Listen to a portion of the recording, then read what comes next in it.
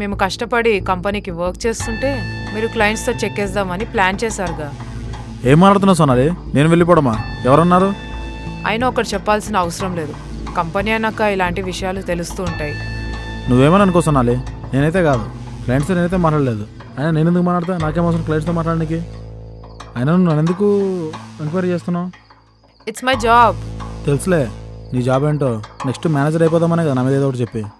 ఏదో ఒకటి కాదు, మీరు చేసిందే చెప్తా. నువ్వేం చెప్పినా మేనేజర్ కాలేవు. నేను మేనేజర్ అవుతానో లేదో అది తర్వాత.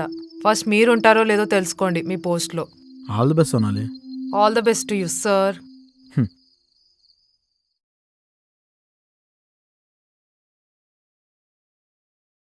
హాయ్ రేవంత్, ఏంటి ఇలా వచ్చావు? హాయ్ సార్, నేను చాలాసేపు ఆలోచించాను సార్. ఏం ఆలోచిస్తున్నావు రేవంత్? నేను ఈ కంపెనీకి వచ్చినప్పుడు కృష్ణ ఒకటే తెలుసు సార్ నాకు. కానీ అలా వర్క్ చేస్తూ అందరు పరిచయం అయిపోయారు. నేను ఇప్పటి వరకు కూడా వర్క్ను మేనేజ్ చేస్తూనే వచ్చాను సార్.